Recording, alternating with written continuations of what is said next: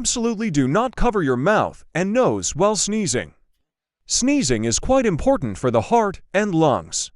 Normally, air that you cannot expel from your lungs is expelled during a sneeze.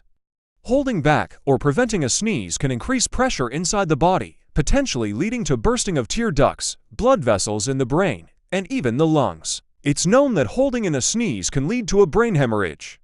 Therefore, holding in or suppressing a sneeze is highly dangerous, so let it out and sneeze freely.